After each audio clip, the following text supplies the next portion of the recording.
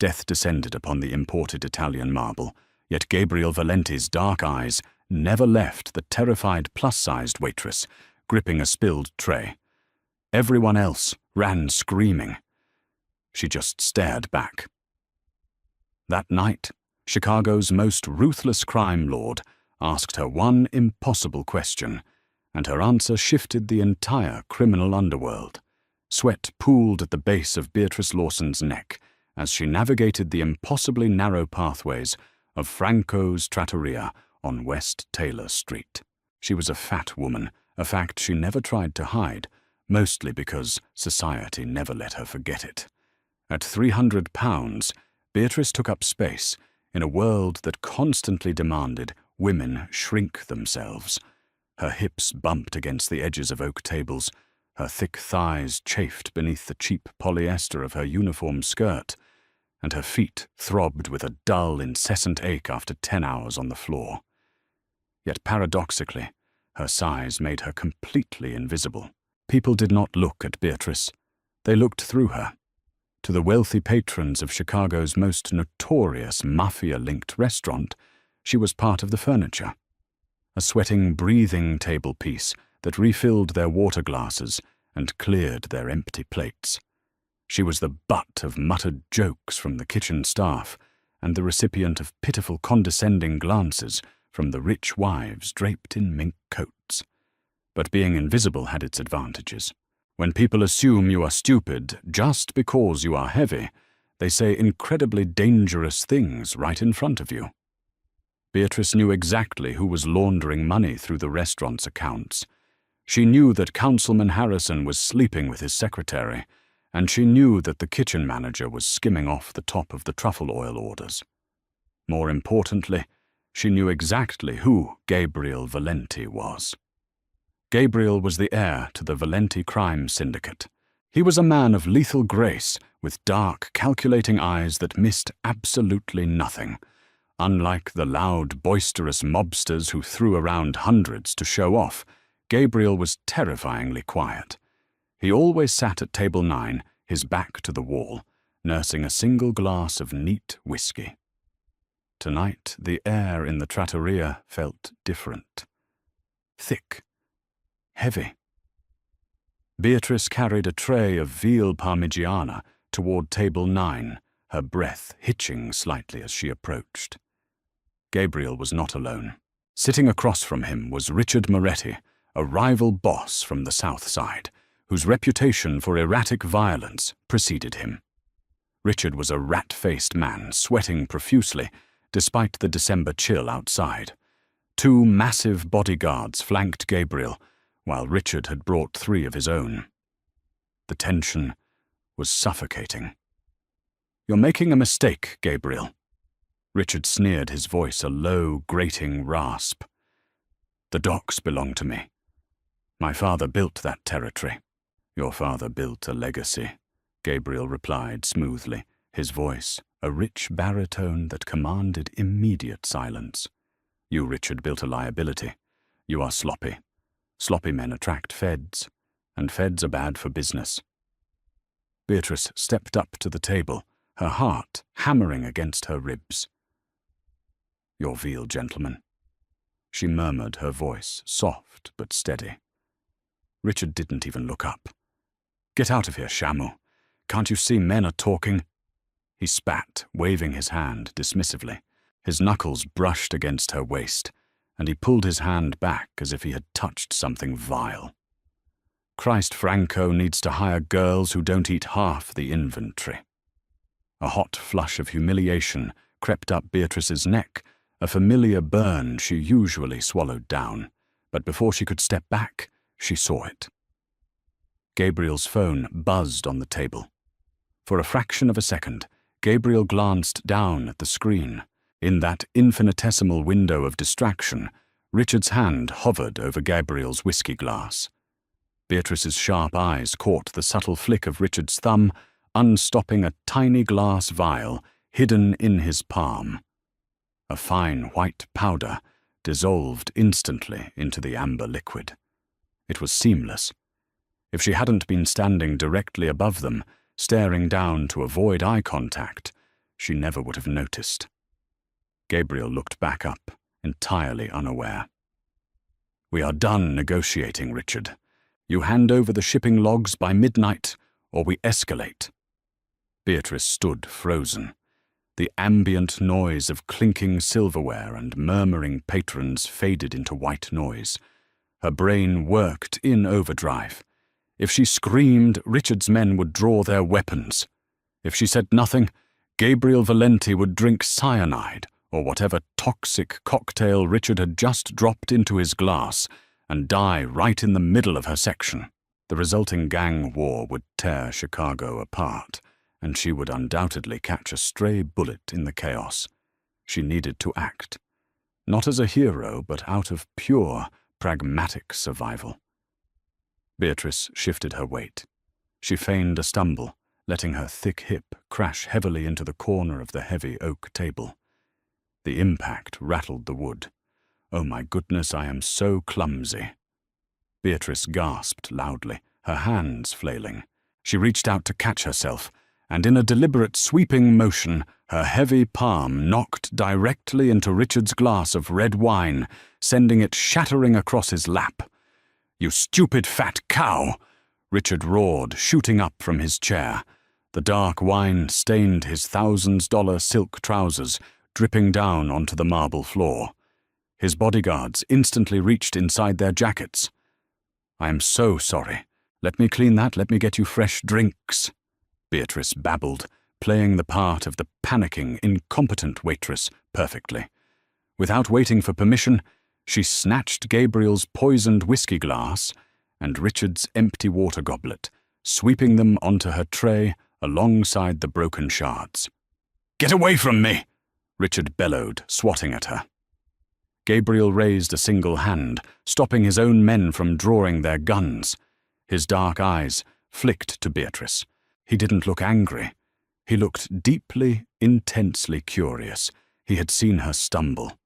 But a man who observed everything knew the difference between a genuine accident and a calculated strike. Beatrice scurried away toward the kitchen, her heart pounding, a frantic rhythm against her ribs. She dumped the poisoned whiskey straight down the drain of the industrial sink, running the hot water tap over it for 10 seconds.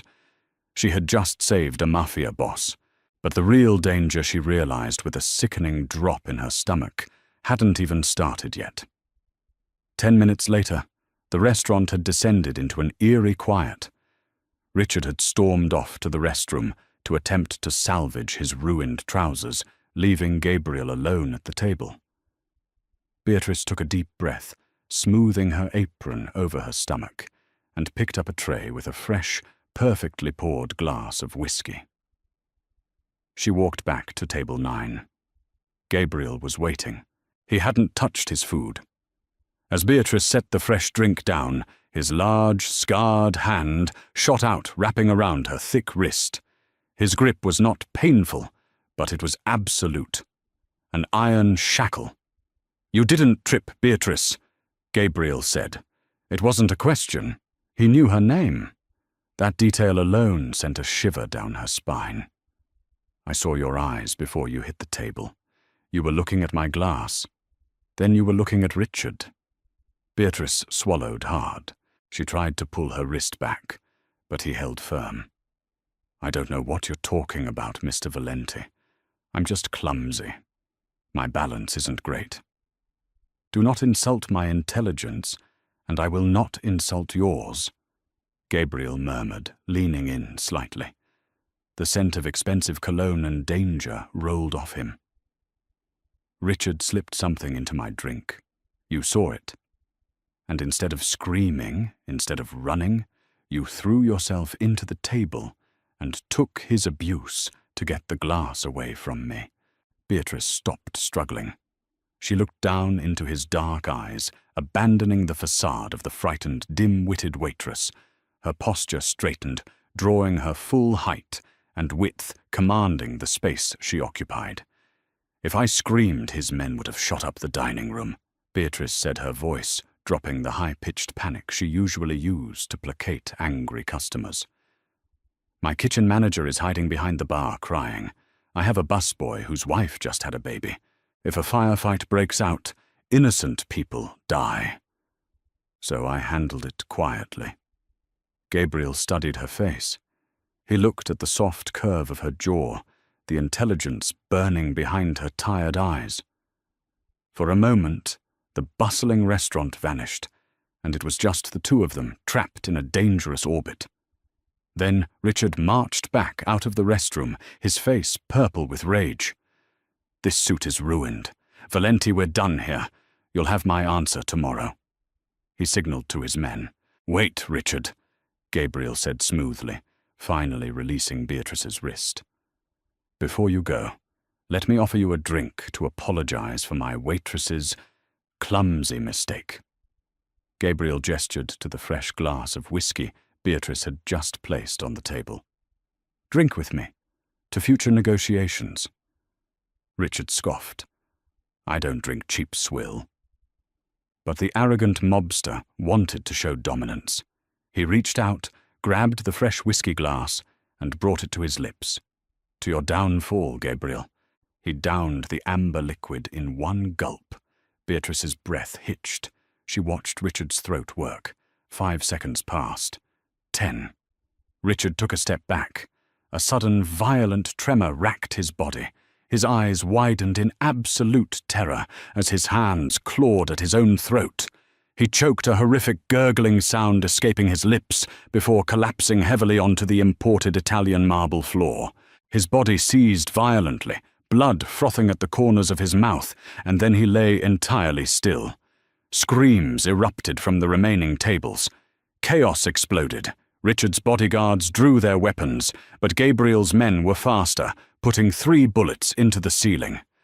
"Lock the doors," Gabriel commanded, his voice slicing through the panic like a blade.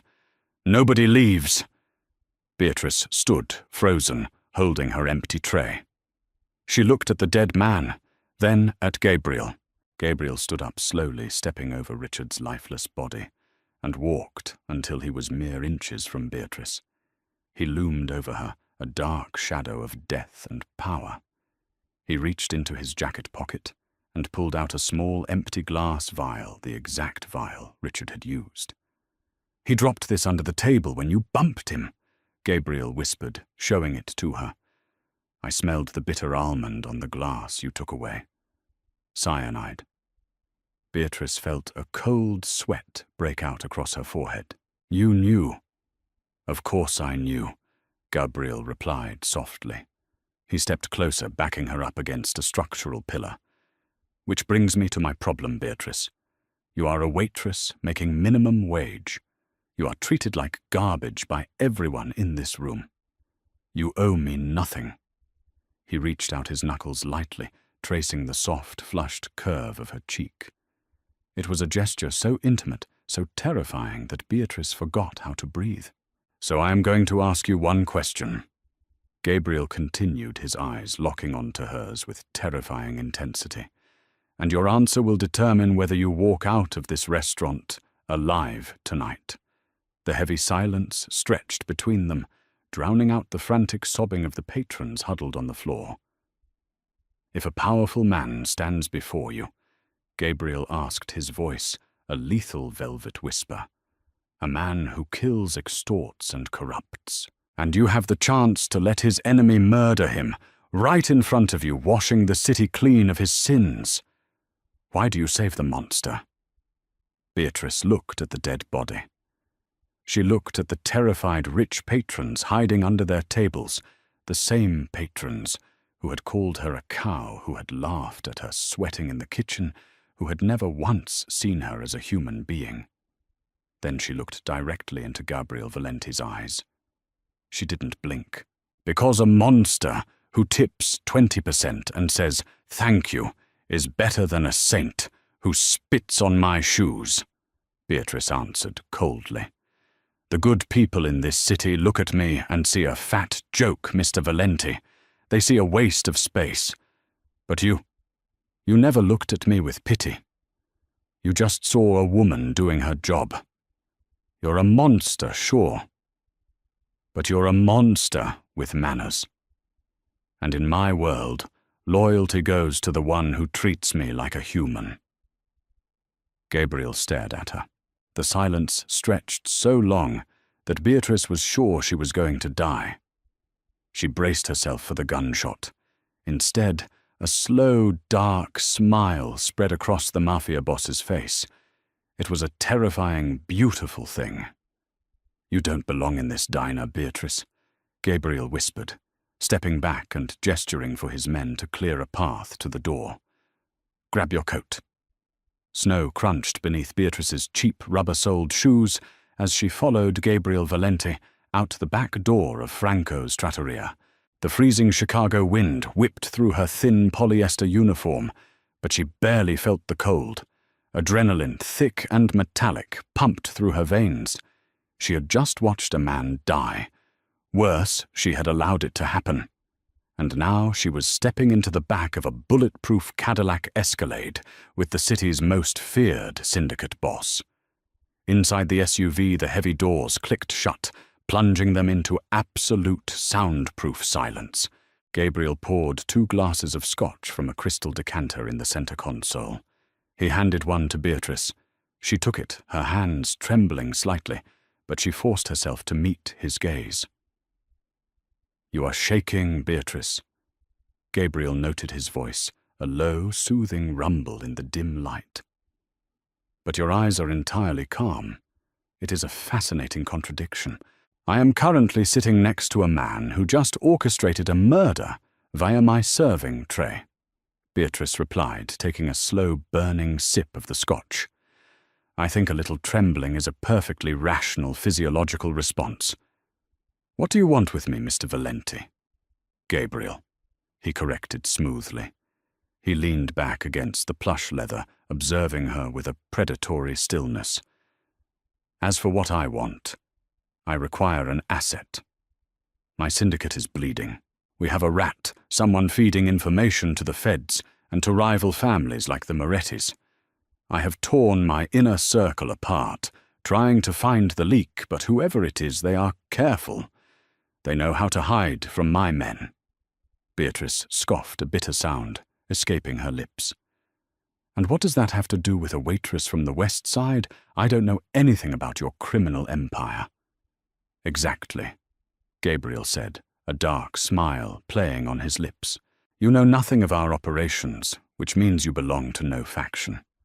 But more importantly, Beatrice, you possess a superpower that money cannot buy." She raised an eyebrow.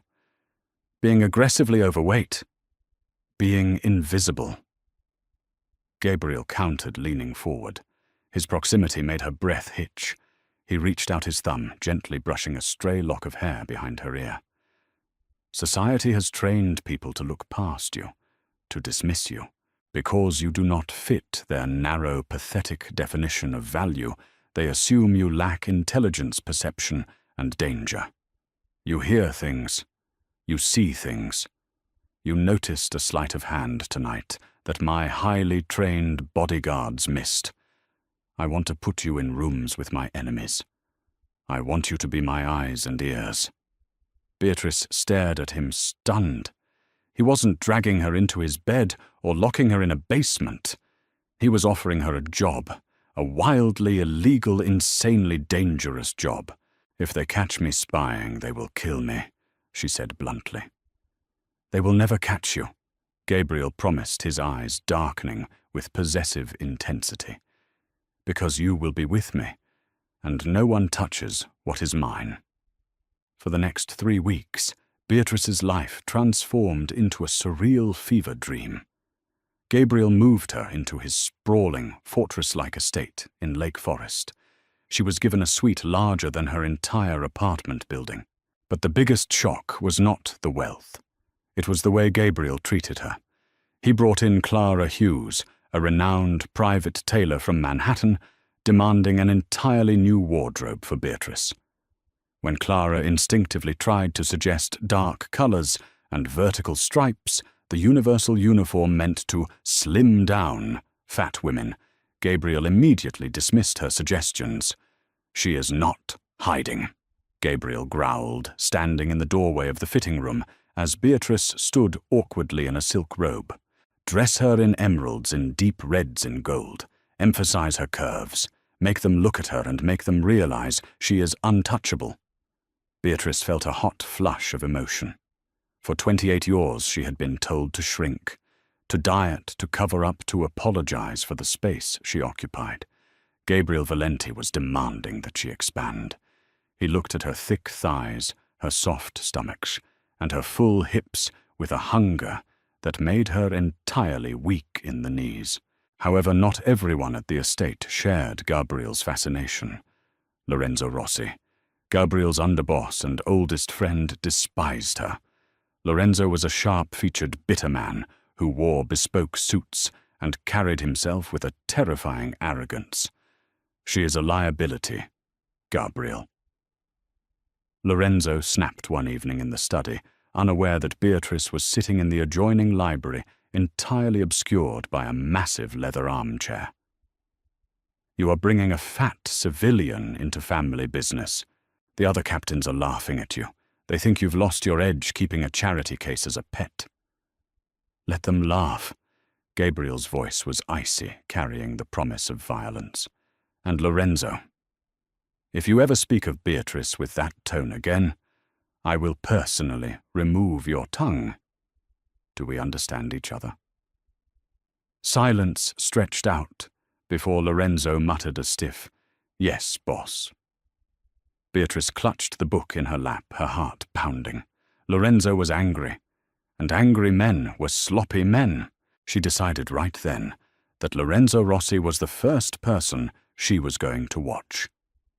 The annual charity gala at the Drake Hotel was the one night a year where Chicago's political elite and its criminal underworld openly rubbed shoulders. Mayors drank champagne with extortionists. Judges laughed with money launderers.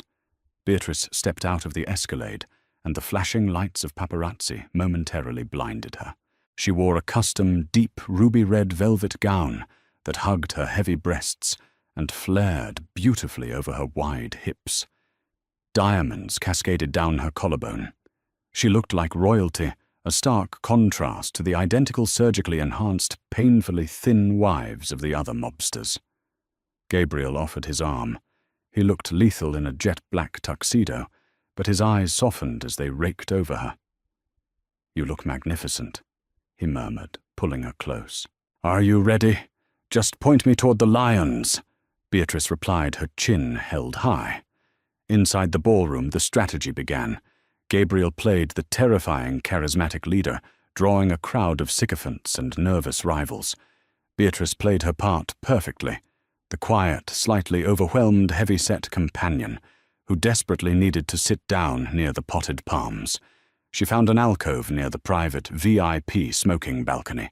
Slumping into a velvet chair, she let her posture sag, taking on the persona of a tired woman whose feet hurt. A wealthy socialite walked past, rolling her eyes in disgust at Beatrice's sprawling form. Perfect. She was completely invisible again. 10 minutes later, the heavy curtains leading to the balcony rustled. Lorenzo Rossi stepped out into the shadows, followed a moment later by Councilman Thomas Gallagher, the very man Beatrice knew was laundering money through Franco's trattoria, and two large men she recognized instantly. They were Moretti soldiers, the men whose boss had died on the restaurant floor. Beatrice froze, her breathing shallow. The balcony door was cracked open, just enough for the freezing wind to carry their hushed voices directly to her. "It happens tonight," Lorenzo hissed, his voice trembling with anxious energy. "Gabriel is weak. He's distracted by that oversized cow he brought with him. When the gala ends, he takes the private elevator to the underground VIP garage. Gallagher, you make sure the security cameras in Sector 4 are looped." "Done," the corrupt politician muttered. "But what about his personal detail?"